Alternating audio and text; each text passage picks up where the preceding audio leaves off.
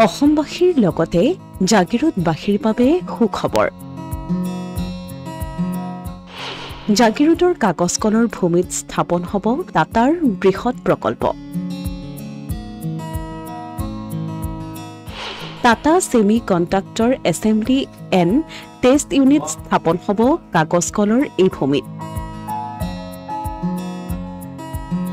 টাটাই প্ৰায় ২৭,০০০ কোটি টকা ব্যয়েৰে স্থাপন কৰিব এই প্ৰকল্প। ইতিমধ্যে প্ৰায় সাজু কৰি তোলা হৈছে এই ভূমি।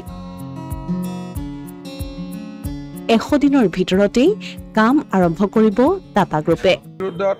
ছেমি কণ্ডাক্টৰ ইণ্ডাষ্ট্ৰী এটা টাটাই স্থাপন কৰিব আৰু ভাৰত চৰকাৰে ইয়াক কেপিটেল ছাবচিডি ৰাজ্য চৰকাৰে বিভিন্ন সহায় কৰি ইয়াক আগুৱাই লৈ যাব। ইয়াত ডাইৰেক্ট আৰু ইনডাইৰেক্ট ৰিক্ৰুটমেণ্ট 30,000 হ'ব আৰু ইমান ডাঙৰ এচিভমেণ্ট ইণ্ডাষ্ট্ৰীৰ ক্ষেত্ৰত আমাৰ অসমত আগত কেতিয়াও হোৱা নাই। So' it is a big achievement. কালি পৰহি গুৱাহাটীত প্ৰেছ কনফাৰেন্স কৰি মই ভাল কৰি গোটেইখিনি কেন্দ্ৰীয় কেবিনেটত এই কথা ঘোষণা কৰাৰ পাছতেই উৎফুল্লিত হৈ পৰিছে জাগিৰোডবাসী ৰাইজ। হিচাপত আমি আচলতে খুবেই উৎফুল্লিত হৈ আছোঁ, কিয়নো যোৱাকালি যি ঘোষণা হৈ গ'ল যে ২৭,০০০ কোটি টকাৰ প্ৰকল্পটো জাগিৰোডত স্থাপন কৰাৰ কাৰণে কেন্দ্ৰীয় চৰকাৰে অনুমোদন জনালে।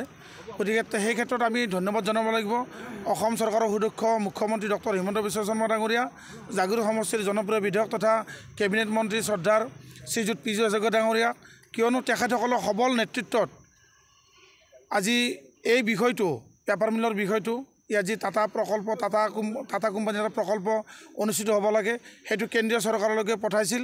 কেন্দ্ৰীয় চৰকাৰে তাত অনুমোদন জনালে আৰু ইয়াত ২৭,০০০ কোটি টকাৰ প্ৰকল্প অনুষ্ঠিত হ'ব। কিয়নো জাগিৰোড পেপাৰ মিলটো বন্ধ হোৱাৰ পিছৰ পৰা যিটো কংগ্ৰেছ চৰকাৰৰ মানে সুদক্ষ নেতৃত্বৰ অভাৱতে হওক বা ফেকোবানা টাইপতে হওক বন্ধ হৈ গ'ল। বন্ধ হোৱাৰ পিছত হিমন্ত বিশ্ব শৰ্মা ডাঙৰীয়াই অনতি পলমে ইয়াত যাতে যিটো নিবনুৱা সমস্যাৰ বা যিটো দোকান পোহাৰৰ যিটো আৰ্থিকভাৱে দুৰ্বল হোৱাৰ যিটো অৱস্থা সৃষ্টি হৈছিল সেইটো যদি আকৌ জীপাল হৈ উঠে, সেই সূত্ৰে টাটাৰ বৃহৎ প্ৰকল্প এটা, এইটো ব্যক্তিগত খণ্ডৰ এটা বৃহৎ প্ৰকল্প এইটো জাগিৰোডত অনুষ্ঠিত কৰিবলৈ গৈ আছে। ১০০ দিনৰ ভিতৰত কাম কাজ আৰম্ভ হ'ব। গতিকে এই সূত্ৰে মই ভাবোঁ জাগিৰোডৰ যিটো নিবনুৱা সমস্যাৰ সমাধান হ'ব। প্ৰত্যেক ঘৰৰে দুটা বা এটাকৈ হ'লেও ল'ৰা ছোৱালী ইয়াত কৰ্মসংস্থাপনৰ সুযোগ পাব। লগতে দোকান পোহাৰৰ যিটো নাজল অৱস্থা হৈছিল সেইটো ইয়াত জীপাল হৈ উঠিব। আৰু যোৱাকালি আমাৰ মুখ্যমন্ত্ৰী ডক্টৰ হিমন্ত বিশ্ব শৰ্মা ডাঙৰীয়াই ঘোষণা কৰিছে যে প্ৰত্যক্ষভাৱে ৫০,০০০ কৰ্মচাৰী ইয়াত বিনিয়োগ কৰিব আৰু পৰোক্ষভাৱে ইয়াত ১২,০০০ পৰা ১৫,০০০ কৰ্মচাৰী ইয়াত বিনিয়োগ কৰিব। গতিকে মই ভাবোঁ এইটো জাগিৰোডৰ বাবে এটা আনন্দৰ বতৰা।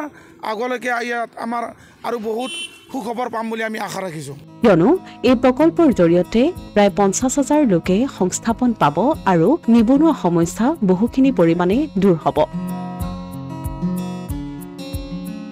সেয়ে কেন্দ্ৰীয় চৰকাৰৰ লগতে অসম চৰকাৰক ধন্যবাদ জ্ঞাপন কৰাৰ লগতে টাটা গ্ৰুপক স্বাগতম জনাইছে ৰাইজে। তথা অসম চৰকাৰৰ কেন্দ্ৰীয় মন্ত্ৰী পীযুষ হাজৰিকা ডাঙৰীয়াক যেতিয়া পেপাৰ মিলটো বন্ধ হৈ গৈছিল, আমাৰ নিচিনা মানুহবিলাকে সকলোৱে বিধায়ককে নিবেদন কৰিছিলে। এই বিধায়কে অসমৰ মুখ্যমন্ত্ৰী ডক্টৰ হিমন্ত বিশ্ব শৰ্মাক জনালে কথাটো। ডক্টৰ হিমন্ত বিশ্ব শৰ্মাই অসমৰ মুখ্যমন্ত্ৰী সেই কথাটো নিগি পেলাই চেণ্ট্ৰেলত মোদীক ডাঙৰীয়াক প্ৰধানমন্ত্ৰীক উপস্থাপন কৰিলে কথাটো। আজি পৰ্যায়ক্ৰমে গৈ আজি আমাৰ এই জাগিৰোড মৃত পেপাৰ মিলটো আকৌ পুনৰুজ্জীৱিত হ'ব ওলাইছে তেনেকুৱা টাটাৰ জৰিয়তে। এইটো প্ৰচেছটো আমাৰ তলৰ পৰাই গৈছে। আমাৰ বিধায়কক ধন্যবাদ দিব লাগিব। কিন্তু ইয়াতে মই এটা অনুৰোধ জনাইছোঁ চবকে, চৰকাৰক, যে আমাৰ যিটো খিলঞ্জীয়া নিবনুৱা সমস্যা, যাতে আমাৰ শিক্ষিত ল'ৰা ছোৱালীবিলাকে যোগ্য প্ৰাৰ্থীক যাতে উপযুক্ত চাকৰি দি পেলাই সংস্থাপন কৰি দিয়ে, এইটো মোৰ অনুৰোধ। যদি বাহিৰৰ পৰা বহিৰাগত শ্ৰমিক আনি পেলাই ইয়াতে নিয়োগ কৰে, তেনেহ'লে আমাৰ নিবনুৱা সমস্যাৰ সমাধান নহ'ব। অসমীয়া প্ৰতিদিন ডিজিটেল সংবাদ জাগিৰোড।